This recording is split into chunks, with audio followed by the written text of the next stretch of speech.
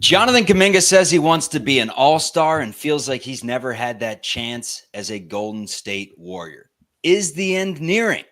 And the Miami Heat have emerged as a team very interested in JK. Plus, a look at the first round of the NBA draft. That's all ahead on Locked On Dubs. You are Locked On Warriors, your daily Golden State Warriors podcast. What are they going to say now? Part of the Locked On Podcast Network, your team every day.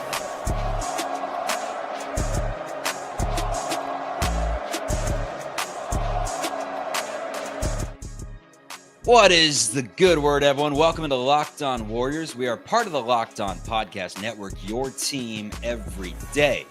Best ways you can check out this show, it's easy. Just search us on the World Wide Web. You'll find us.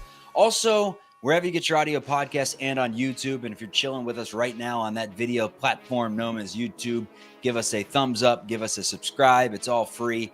And it's a great way to show your appreciation for free content coming your way. Part of the Locked On Podcast Network, your team every day. My name's Charlie Walter, formerly at 95.7 The Game in the Bay Area. That's the flagship radio station for the Golden State Warriors. Also covered the team on TV for CBS News Bay Area. Kylen Mills, a co-host of mine today. She covered the team for, the list goes on and on, NBC Sports Bay Area, for Cron 4 in San Francisco. Also works for the Big Ten Network right now. You can hear her on the call for, hell, she was the first female to ever call a Dallas Mavericks game. So breaking all kinds of barriers. What's up, Kylen? Welcome to the program tonight. How we doing? Good to see you, Chuck. I'm doing well. I don't know about you, but I am ready to get the offseason rolling. I'm ready for there to be some moves. As fun as it was watching the NBA Finals, like as a Warriors fan, it's a little bit painful because like you're just anxiously waiting to see what happens in the offseason. Like, are they going to sign anyone? Are there going to be any trades? What's going to happen with Jonathan Kuminga? So it's been a little bit of a waiting game. Well, that final series went to Game 7, but now that it's over, like, let's see what round 2 of the NBA draft holds, and let's see what the offseason holds. I'm ready to get it rolling. It was especially painful for me. I just kind of grew into being anti-OKC. Never had anything against Why? OKC. I don't know. I didn't like them for whatever reason. You know, sometimes you have a team that doesn't even necessarily rub you the wrong way. Like the dudes on the team, like Shea, like we said, we both covered him in Kentucky. Good dude. Yeah. For whatever reason, I just Alexander, nice guy. Yeah, for whatever reason, by season's end, I was not a fan of OKC. I was really pulling for Indy, and they didn't get it done. But that's for another day. Well, you need to tell the people at home that you are a born and raised Indiana Pacers fan before converting to the Warriors. I was a Reggie Miller fan because I like shooters, and I like Steph Curry. So I like the man that overtook his record, right? Fair enough. Shams confirms that the Miami Heat want Jonathan Kuminga. We'll get into that in just a minute and what that could potentially look like. Obviously, in a perfect world, somehow Bam Adebayo would be coming to the Bay Area, but more likely Andrew Wiggins or Duncan Robinson, or I don't even know how they'd make that work or who would be involved. But when Shams starts reporting that it's serious, then you got to believe the man at face value. And Shams did confirm on the ESPN broadcast on draft night that the Miami Heat are looking for a way to sign and trade Jonathan Kuminga. So let's skip right ahead to an Anthony Slater article where he was detailing Jonathan Kuminga's offseason workouts. And just to kind of give you the elevator pitch in a nutshell of how we've gotten here, although we've discussed many times over the years how we've gotten here. But it's as simple as this. Like, Kuminga had a really good third season in the NBA a few years back, had a roller coaster fourth year. He was handed the keys when Draymond Green went to the bench and said it's JK's turn to shine. JK was going to be the second scorer. All was well. The big issue, the Dubs weren't winning basketball games. They were close to sub 500 at that point. JK goes down at a bad time because he was playing good basketball. They make the trade for Jimmy Butler. All of a sudden, the Warriors start winning game after game. JK misses 31 contests. And then when he comes back, does not mesh into his newly asked role of being a low usage, off the ball contributor. Then Curry gets hurt in the Minnesota series. The Dubs need score. And all of a sudden, Kuminga's like, yeah, I can roll out of bed and give you 25. So here we are. The article had some quotes that make me feel like JK is not going to be a Warrior much longer. And I know you feel the same way. One of the quotes that stuck out, the big one, I feel like I'm at the point where that has to be my priority, just to be a guy that a team relies on. I'm aiming to be an all-star multiple times. I'm aiming to be great wherever I'm going to be at. Doesn't matter if it's the Warriors or if it's anywhere else. It's something that I want. I want to see what I could do. I know I got it. So I really want to see, and I've never got that chance. Do you feel like JK's never got that chance in Golden State? Jonathan Kuminga has never gotten the chance to pursue his potential of being an all-star because head coach Steve Kerr and this Warrior staff has kept him on a tight leash throughout the first 3-4 years of his career. Jonathan Kuminga has never, to me, been given the full opportunity to flourish. I think criticism of JK's play this last year was warranted at times. You know, you got to stay ready to be ready, whatever all the phrases are. When his number was called, he didn't necessarily always play well, but I just look at a young player. He's still like 22 years old. He came to the league after never playing in college, taking part in the developmental G League Ignite. That was a short-lived experiment by the NBA, supposing to get players ready for what it takes to be at the next level and, you know, give them a shortcut of sorts to bypass the collegiate game and to really focus on the business and being a professional and getting into what that entails. And I just look at a player who's still young and has dealt with confidence issues throughout his tenure with the Warriors because he was kept on a tight leash. And you saw Jonathan Kuminga certainly make mistakes and certainly not play well at times and certainly deal with, to me, attitude issues. But to me, it's not surprising when we're talking about a 19 or 20-year-old kid. 19, 20 years old. I understand you're a professional, but at the end of the day, I think that the Warriors could have done a much better job of developing JK. And they didn't. And I look at a Miami Heat organization that's known for their development, known for being an organization that can really help bring those young players along and bring out the best of them. So to me, I'm kind of like, if the Warriors don't have a plan with Jonathan Kuminga, then let's do it.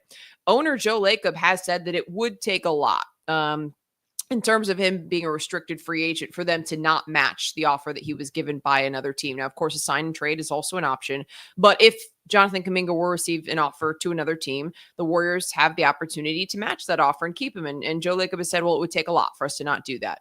But at the same time, then what's the plan? What's the future for JK with this organization? Because they made it clear to me by trading for Jimmy Butler and bringing him in that Jonathan Kuminga is not seen as being a cornerstone right now. He's not seen as being a player I don't think that they're necessarily building around, because if you're going to bring in a Jimmy Butler, and then the whole argument was, oh, JK and Jimmy Butler don't fit together, which I think we saw that was proven wrong late in that last series. But that was the whole, impetus for why JK wasn't playing. He was just like out of the rotation. Him and Jimmy were, players that were viewed as not fitting together, too similar in terms of the skill sets, or at least the positions. And so everyone said it wouldn't work. Okay, well, if the Warriors are willing to push Jonathan Kuminga off to the side that easily to trade for Jimmy Butler to win now, which I don't blame the Warriors for doing either. Like, I like the Jimmy Butler trade and how it worked out. But the thing is, if we're not building around Jonathan Kuminga, then let him go, because I do believe that Kuminga has potential that has not been realized with this Warriors organization. Would you agree or disagree? I agree. I mean, I look at it from a bunch of different ways. Let's start with the fact that I do like JK. I've said this many times on the show that I think he's good. At the same time, I think Steph Curry's a lot better, and I think Jimmy Butler's a lot better. And that doesn't mean he can't fit in, right? But when Kerr apparently is asking him to be this, not necessarily role player, right, but more just someone that can play off the ball and do kind of the dirty work that he's asking him to do, and he doesn't feel like he's doing that. Now, there are plenty of arguments to be made that when he gets his minutes, he can do those things, and he can score, and he can do a bunch of stuff minus really shoot the basketball. That's the only thing that consistently JK has not shown an ability to do whatsoever, and you can't really make that argument. Like, he's not a good shooter. I don't think anyone can make that argument, but he's 22. He's young. He's behind Hall of Famers finishing out their career. So it's kind of like you got to wait your turn to some degree. And he's waited his turn for a long time. And unfortunately, the timeline just keeps getting pushed back. Like, he got drafted in a weird situation to where the Warriors went on to win a championship right after he got drafted. And then they continued to extend this thing. And now they bring in another piece, Jimmy Butler, to kind of step into the role that he was technically supposed to have. So he has every right to be frustrated. And has he handled it poorly? No, I don't think so. Like, he's frustrated. He wants to go out there and ball. I understand that. But to say he doesn't get any chances, I think is erroneous. You get a chance every practice. He does get, I mean, according to the statistics, 25 minutes a night, the majority of the season and last year as well. So if you truly think Steve Kerr doesn't know ball and is actively sabotaging JK for whatever reason, you're entitled to that opinion. It's a free country. I don't care. Say whatever you want. But he has chances. He has had chances, Kylen, albeit inconsistent chances, right? You can't deny that. It's been goofy. But the argument from Team Kuminga is that he needs a bigger role to learn and to grow. And that's a fair argument, in my opinion. But again, he hasn't fixed his shooting. His defensive positioning is inconsistent. And he's had some chances to fix them. Again, he's averaged 25 minutes per game the last 2 years. Now, the DMPs were wild. I don't understand that. I'll go on the record a million times and say, I don't know about that. But that's kind of how I feel, that it's you wait your turn, and unfortunately his turn just does not seem to come. So he may be better elsewhere. If Miami gives you a good deal, just do it. I think what you just said is a contradictory statement. You said he's not gotten inconsistent opportunities in minutes, but he's gotten opportunities. Like, to me, that's the biggest thing, is that a young player needs consistency. You need to consistently be out there on the floor in order to play through mistakes, in order to gain confidence, in order to figure things out in the NBA. And I think the worst thing you can do is not to be played consistently, to be yanked out after every little mistake or every little thing that goes wrong. Multitude of players on this team have gotten a much longer leash than Jonathan Kuminga. Now, I'm not ready to say that Steve Kerr is actively sabotaging Jonathan Kuminga. No, but is Steve Kerr and his staff actively prioritizing developing Jonathan Kuminga? To me, the answer is no. Do you think, Chuck, this is my question for you, do you think the Warriors staff is good at developing talent? Plain and simple. Do you think the Warriors as a whole and this coaching staff? I think they're good at getting the best out of players that are limited, right? The Gary Paytons of the world, the Kevon Looney's of the world. Like, that's what I think they are very good at. In terms of developing talent, it's hard to say, because I made this argument on a previous show. They haven't had a ton of high draft picks. Sure, they had a chance with James Wiseman. Wiseman was always hurt. They couldn't do much about that. They gave up on him before they really had a chance to try and develop him, and no one's been able to develop him. He's always been hurt. Aside from that, I mean, Kuminga, he's gotten significantly better. He's good for his age. He's 22 years old. He's putting up 15 and 5, whatever. He's not bad by any means. He's just behind Jimmy Butler, one of the best basketball players in the game, who is a smarter player than Kuminga, who is better at making his teammates better, who fits better with Steph Curry on the floor. He's just better than JK. And if you're going to try to make that argument, I don't think anyone's arguing. I don't think there's any argument to be made that Jimmy Butler isn't better than Jonathan Kuminga. But he can still have a role, right? There's no DNPs that make sense, in my opinion, right? I love this discussion. Yes, I agree. But my question is, at what point do the Warriors stop bringing in a Jimmy Butler? Like, at what point does Jonathan Kuminga fill those shoes? You get what I'm saying? So, like, I don't disagree with you. So then they brought in Jimmy Butler, and he took over. Well, they weren't winning. That was their issue. They weren't winning, so they had to pivot. But were they not winning because of JK? And again, as someone who likes the Jimmy Butler move, like, I get it. But my point is, if you're JK, I also get the perspective of, like, at what point is it my turn? At what point am I getting the consistent minutes? At what point am I getting the longer leash? At what point am I being the starting wing player or featured wing player who has the opportunity to, test what is the potential, his potential or his ceiling? Like, year 4, like, what I'm just saying, like, what point is it? Okay, now we're not bringing in Jimmy Butler. It's Jonathan Kuminga time. And I feel like that's where, to me, reading this article is what I took away, is like, Jonathan Kuminga feels like he's ready for that to be his time. Now, I could also make the statement that I feel like JK thought that coming in as a rookie, based on the way he reacted and I think there's a lot of value to the argument you made about waiting your turn. But I think the point is, like, how much more is he going to have to wait? And with this Warriors organization and the timeline closing for Steph Curry, like, is that really going to mesh in terms of they gave him a fat contract, though, what? if they gave him a fat contract, like let's say last year he takes 30 million that he was offered, does it make the situation different? Like if you're getting paid $30 million, can you wait your turn then? Or is it not about the money? Is it about showcasing what you can do every single given night? That's what I always wonder. Yeah, I mean, it's a good question. It's a fair question. Because he would have been overpaid for, a guy that was getting DNPs in the playoffs making $30 million. That would have been a pretty fair contract, in my opinion. So I agree. Tough to say. The Warriors clearly valued him at one point, offering him that money, and they still value him now. It's just it's a goofy situation. He wants to be the future, and the future's not here yet. It's still the present, and that's still Steph Curry. So. That's 100%. But that's the point that I'm making is that, if the future isn't here now, when is it going to come? Is it going to be 4 years from now when Steph Curry retires? Well, I think that you're doing a disservice to Jonathan Kuminga if he were to play the same role he's been playing for another 4 years versus going to an organization that is going to develop him and feature him more and give him the opportunity to step into a bigger role with a coaching staff behind him, breeding confidence into him. I don't think he'd be the same player. Like, I'm just saying, like, if you compare those two environments and like being with the Warriors, where sometimes you're in the rotation and sometimes you're out. And if they're not winning, they're going to be bringing in, they might be trading for win now players and they don't really know if JK is ready. And he needs to conform to a role that the Warriors need him to play at any given time versus he's the player that you're building around, and maybe not solely him, but being more of a featured core of a team where he's clearly not right now. And that's where I just think that a different environment would be better. I don't think the money would change anything. I think he'd be better elsewhere. A different environment. Yes, he'd be better in Miami. Absolutely. For all parties, he'd be better in Miami. But they got to make it happen. And until they make it happen, we're going to have this song and dance every June, every July, every November. We're going to have Kolsky on pulling out his hair. Beautiful blue hair, may I add. So that's just kind of the situation that we're in right now, Kylen. I want to tie a ribbon on this thing.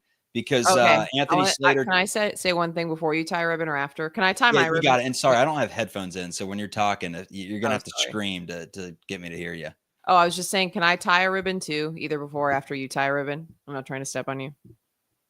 Tie it. My last ribbon I was going to tie is if Jonathan Kuminga doesn't have a role right now and you feel like he could be better developed and better served elsewhere, I just feel like the Warriors, I do think that his value's gone up based on the way that he played towards the end of the last series. So like keeping him, because some people brought up like, oh, keep him to closer to the trade deadline. And then obviously try to get out of some of the penalties that you would face in terms of a sign and trade right now.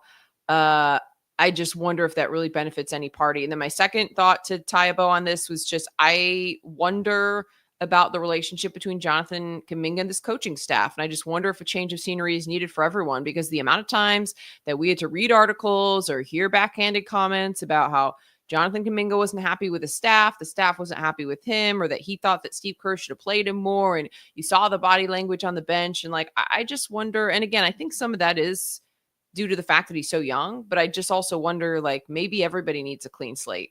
Front office, change of coaching staff for Jonathan Kuminga and for this organization to go in a new direction. Okay, that's my last thought to tie a bow on it is I think a change of scenery and environment would do Jonathan Kuminga a lot of good. And I also think that the things that have gone on between JK and the coaching staff in the front office also have to be factored in. It would, but the Warriors have all the leverage, and he is worth more than $8 million. There's not really an argument there. And so the business decision for the Warriors is you're not going anywhere unless we find a partner. Otherwise, we're going to try to find a way to make you work, and we'll revisit this at the trade deadline. NBA draft, first round's in the books. Let's talk about who the Warriors could be taking in the second round. Some enticing players still on the board. We're going to discuss coming up on Locked On Dubs. There's nothing like stepping into your own outdoor space and feeling like you've escaped to a personal oasis. If you're wanting to update your patio this season, WayFair has made it so easy to turn it into a space that feels like yours. Comfortable, stylish, and ready for summer. WayFair has everything you need to level up your outdoor space. Conversation sets, outdoor bars, fire pits, hot tubs, gazebos, and yes, even the perfect string lights to set the vibe. It's like giving your backyard that resort feel without the resort price tag. The delivery's free, fast and totally hassle-free, even with larger items. So when your host and friends are just unwinding with a book, I read it in a book, it genuinely feels like your own private retreat. Don't wait. Make your outdoor space your dream oasis today. Woo. With WayFair, and enjoy it all summer long. Head to wayfair.com right now to shop a huge outdoor selection. That's WayFair, WayFair.com. WayFair, every style, every home.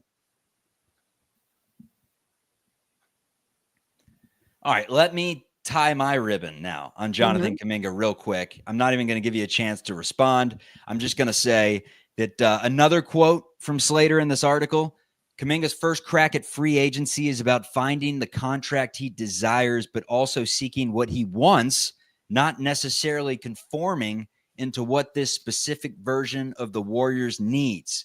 Kuminga has long held a dream of evolving into a star wing capable of driving an offense and leading a team. It sounds like this guy is out the door. He's been working on his dribble work, pick and roll reads, two areas that he's trying to polish up, just tightening his handle and creating room for his teammates in high screen action. The shooting numbers in these workouts are being tracked during a 9-day snapshot in mid-June. He took over 3,000 threes and over 3,000 mid-rangers. He made 56% of his threes.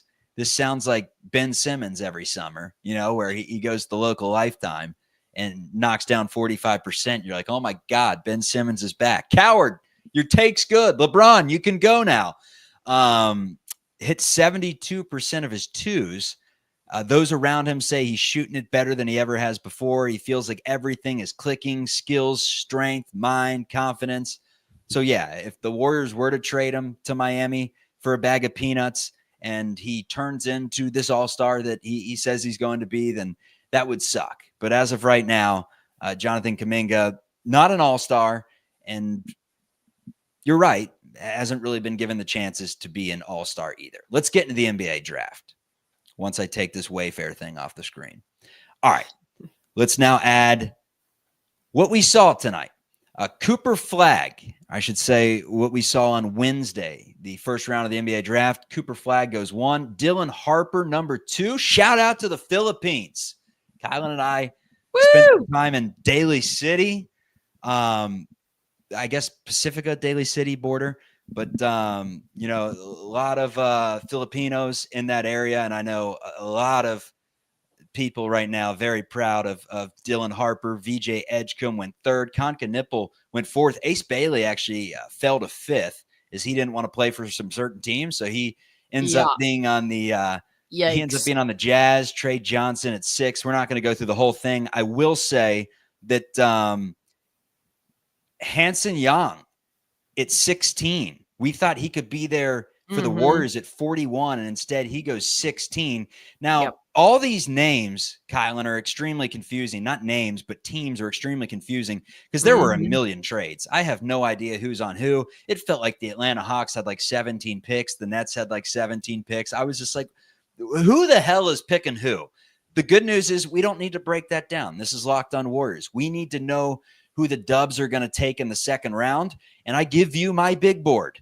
Unfortunately, number 3, Young Hansen from China, he goes 16, so he's out of the mix. But my number 1 pick, Sion James from Duke, is still available.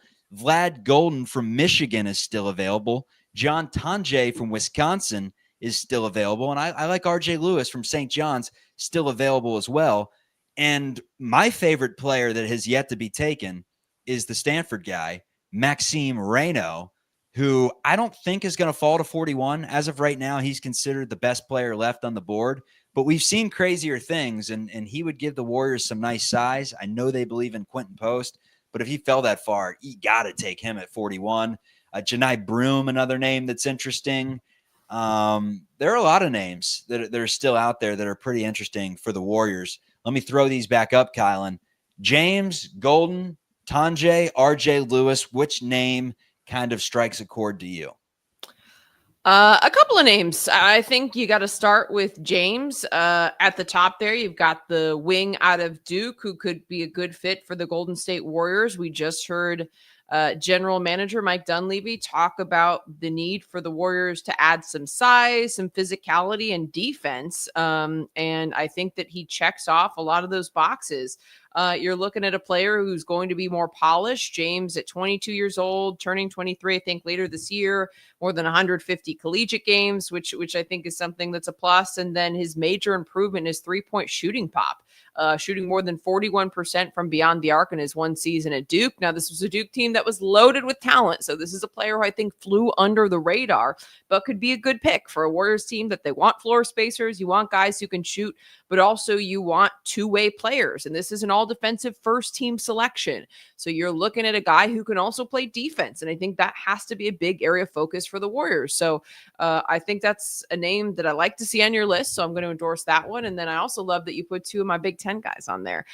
For folks who are wanting a big, I'm going to give you a little bit of background on Vlad Golden, the 7-footer out of the University of Michigan. It's interesting. So you brought up Golden. I was like, oh man, you know who'd be a good fit with the Warriors is Danny Wolf, who we knew was going to get drafted in the first round because he's more of that modern big in terms of having elite passing ability, perimeter skills, can stretch the floor, versus a Vlad Golden, who on this Michigan team with those Twin Towers, the 2 7-footers, was the traditional big. I mean, Golden's not a player who's going to be handling the rock well outside underneath the basket, but he's got good post moves, an interior defender, can be a shot blocker, can definitely be a threat in the pick and roll or a lob threat, if you will.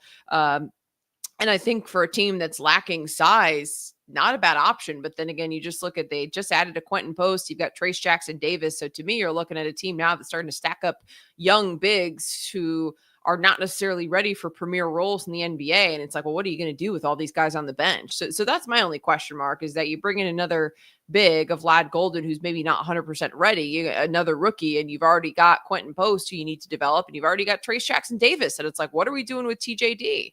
He was a second round pick who I kind of liked. He fell, I think, because of his agent doing some work back at the time because he wanted to come to the Warriors, but like he still, to me, hasn't come to fruition. I know some people are split on TJD's capabilities or potential, but I liked what we saw from him in some of those postseason games. So Vlad Golden, a traditional big guy who's a ton of size, can be interior shot blocker, definitely a post scorer, lob threat. So a lot of things the Warriors are lacking, but at the end of the day, I'm just thinking, like, how many young bigs can you have? I'd love to see the Warriors bring in an experienced big who could be a start. Like, I'd love to see a starting 5 come in right now.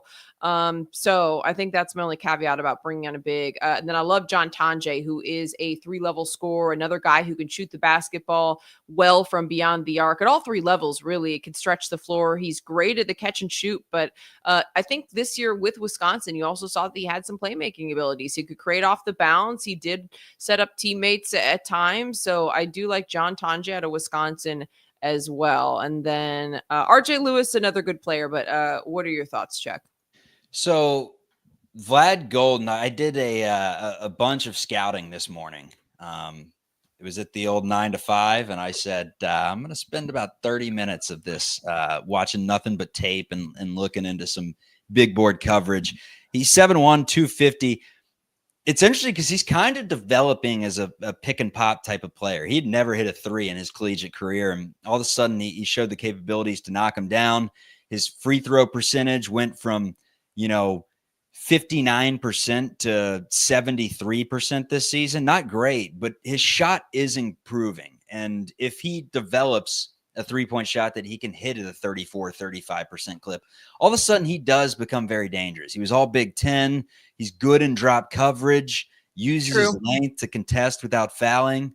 Yeah, good defender, good interior defender, defender. Bad in space, right? However, yes. Don't pull him out from under the basket. He will. You got Draymond who can help out with that situation. Unfortunately, Quentin Post is another big that's not necessarily great in space. So he may not be the guy in that regard, but he has a strong face-up game and good touch, something down low that, Quentin Post really doesn't have. Strength and physicality. He has a great motor, Kylen. Like he's kind of crazy on the floor. Like he's one of those guys, goes nuts, rushing. And traditional center. Can I bring up something random about Vlad Golden? Let's hear it. So here's my question mark on Vlad Golden. Vlad Golden caught a lot of heat this year. Was a little bit controversial in the Big Ten. after Michigan State games, this is a very traditional, rivalry that's gone on for decades. Vlad Golden, after losing to Michigan State, proposed to his girlfriend on the floor. And a lot of people thought that was pretty weird and pretty bad timing, and showed that he's not a competitor. So that's really a random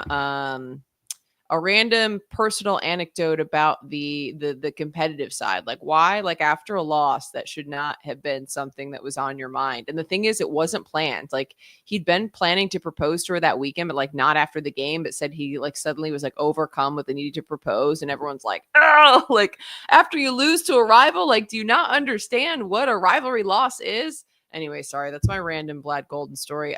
He was a lot of fun to watch. I'm just saying that like immediately pops into my mind as being like, some people are a little Vlad Golden. Yeah. Since there's nothing. I mean, more this is just like a for fun topic. There's like, nothing more important than a rivalry game in February when you can lose 13 games. And the thing is, Michigan and Michigan State were playing for the Big Ten regular season title. Like, it's not like it was an inconsequential game. Like, it was just. What? Who gives a damn? These teams nowadays making the Final Four for. You try to win a championship. You got the name on the front of your chest. Like, let the man live. Let him propose. Come on now. That ring was burning a hole. I'm the opposite. I'm like, dude, like, come on. Like, you can't like read the room. Like, I don't know. Like, if I want my players that are like devastated like after rivalry loss, devastated, he had to get rid of it. Pissed off. Whatever, like that's how I want my players to be that are on a Warriors team. Like, I just like, I don't know. All right, let's look at some more players when we come back. I want to talk specifically about John Tonje. I also want to spend a little time on Sion James and Maxime Reynaud. He's a name that you got to monitor. The Warriors are 9 picks away from being on the clock. Reynaud has yet to be picked. This guy's good.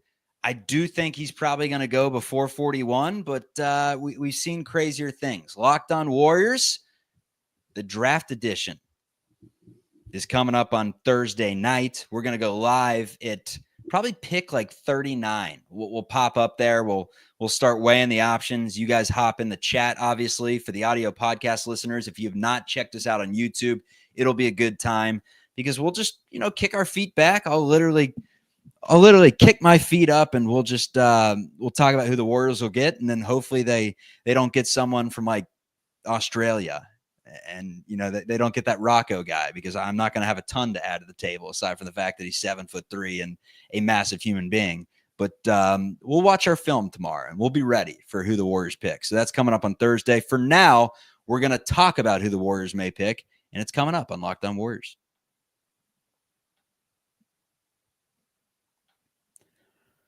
All right, let's tell you about another one of our sponsors. Today's episode is brought to you by one of my favorite sponsors, OpenPhone. Have you heard of OpenPhone, Kylen? I know you've heard of OpenPhone. Of course I've heard of OpenPhone. Yeah, because it helps with your business. If you're running a business, you know that every missed call is money left on the table. Think about the last time you had an urgent need. A plumber, service provider. If the first person didn't answer, were you waiting around? I probably was, because I'm lazy, but you probably did not. You moved on, and that's why you need OpenPhone. It's the #1 business phone system built to streamline and scale your customer communications, all from an app on your phone or your computer. Lets you manage business calls and text from a single app. It's got a shared inbox feature that lets your team jump into any conversation instantly without missing a beat. And their AI agent handles after-hour calls, answers common questions, and captures leads so you never miss a customer. OpenPhone is offering my listeners 20% off your first 6 months. You can find that at openphone.com/lockedonnba. That's openphone.com, openphone.com/lockedonnba. And if you have existing numbers with another service, don't worry. OpenPhone will port them over at no extra charge. OpenPhone, no missed calls, no missed customers. All right, let's get into a couple of players real quick. I want to talk Sion James, who I do believe the Warriors are going to take. Like, if I'm a betting man, I'm putting money on the Warriors taking this Duke guy at 41.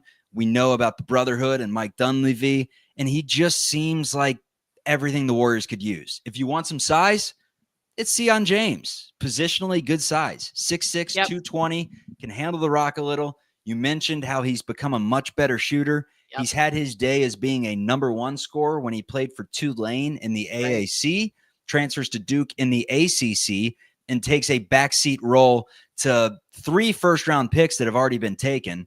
Knipple and Cooper Flagg going in the top 5 of the NBA draft. So Sion James wasn't asked to score 15 like he did at Tulane. Instead, he scored like 8 and grabbed 5 rebounds, had a couple of assists, couple steals, just overall very solid. One of the notes that I read about him that I really like is it says Sion James shot 41% from 3.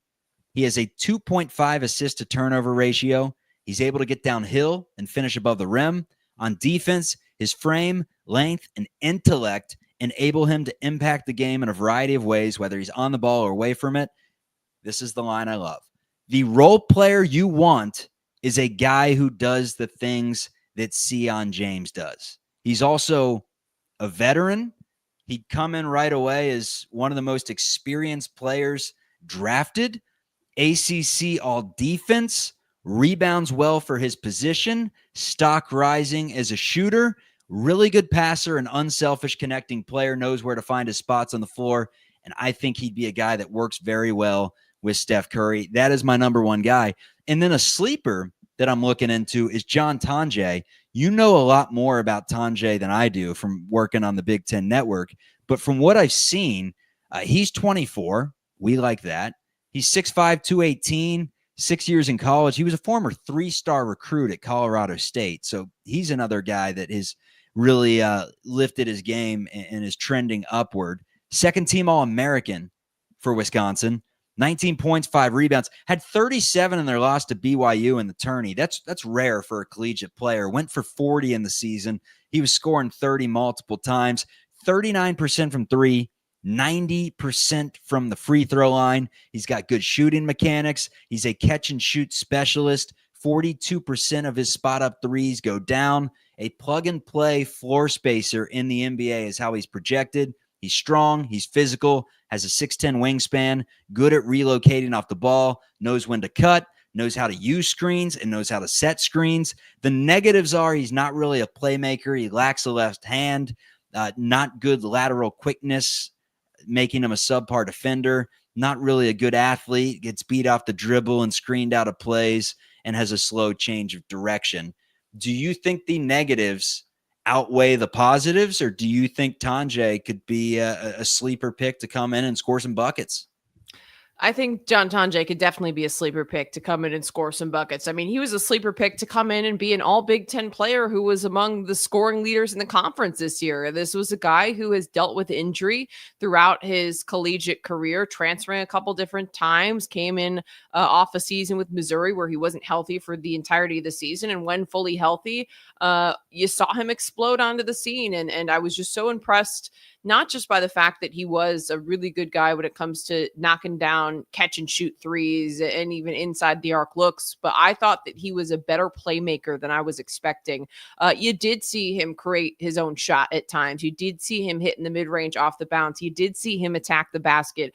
And it's not that he's not an elite passer, but he's a willing passer. And I think that's an area of his game that he can continue to improve. I think a great point that you made, or an accurate point that you made rather, was the fact that there maybe is some concern on the defensive side about having elite lateral quickness in order to be a high level defender. But I think that the positives definitely outweigh the negatives. I like him as a 3-level scoring wing. I think the issue is, can he make up for some of that, lack of, like I said, just like high level? You mentioned getting beat off the dribble. I think definitely we saw that at times. But high basketball IQ goes a long way. Effort and intensity and defense goes a long way. So I don't necessarily think that those drawbacks outweigh all of the positives. And I think you mentioned playmaking, and I actually think his playmaking was better than expected, and it wasn't bad. So I think John Tonje could absolutely be a sleeper. Can I throw a name at you? I saw Tennessee wing Chaz Lanier being projected right around 37, 38. And he's another guy that I was like, if he were to fall to 41, that's the Warriors pick, right? 41. If he were to fall, I think that he's a guy who could be a really good pick for the Dubs. after a couple seasons where he didn't do a whole lot at Florida Atlantic, averaging nearly 20 points per game, 51% from the field, 44% from three, and 88% from the free throw line. So you're looking at a guy who also has elite shooting numbers. And then he joined Tennessee for his last collegiate season, and the scoring really continued as you saw him compete for a team that made an Elite Eight run, averaging 18 points per game and shooting just about 40% from beyond the arc. So I just looked at another wing who, has the potential to be a floor spacer, definitely can score at all three levels. I don't know what you're doing on the screen for those listening. You don't know. But my concern would be with Lanier would be similar to Tanjay, and those are defensive concerns. Defensive questions as to how much he could hang with elite playmakers at the NBA level. Also, Lanier size 6'4", but he does have, I think, similar to, if I remember Tanjay, I don't remember Tanjay's, I'm trying to remember what his wingspan is, but Lanier has a 6'9" wingspan, decent vert to where you would think that he could be a competent defender. And at the end of the day, if you can score, you need to just be a competent defender. Don't be a weakness defensively. So I wanted to throw Lanier out there if he was to be available at 41 as being another option. He can stroke. He can. Yeah, that's what I'm saying. Shooters. We're talking about shooters. At the end of the day, if you're a shooter.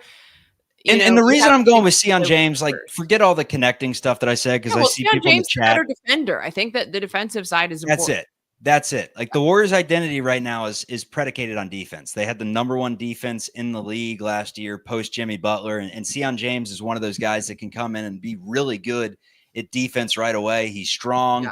He can do enough offensively. Look, it's 41. Like, sure, the Nuggets found Jokic at 41, but most of the time you're just looking for someone that can give you something, right? Like, give you something. And the earlier, the better in the case of the Warriors right now. And if Reyno's there, that's my guy. If not, one of the bigs that we talked about, I'm fine with it. Golden, give him a shot. But Sion James, I think, is someone that can be a real good perimeter defender, and just add another piece in, another cheap piece that they will need. And then we'll see what they do with Kuminga, because that's probably their best asset to getting significantly better this offseason. Kylen, I kept you for a long time. It's time for you to get some sleep. You have a great night, everyone. Thanks for listening to a live edition. Remember, Thursday, second round of the NBA draft around pick 39. I'll be back. Yep, you'll be back tomorrow. Pick 39. We will hit the live button. We'll kind of recap what happens. If Maxime Reyno is still on the table, I'm going to be salivating like one of Ivan Pavlov's dogs. But we'll see what happens, and we'll talk to you around pick 39 tomorrow. Give the live reaction to who the Warriors take, and hopefully it's not one of those situations where it's like, Kylen, I need you to do some research while I fill time. So this is Locked On Warriors. Research, so we're good. You know it. Part of the Locked On Podcast Network. Your team. See you on draft day. Let's go. Peace.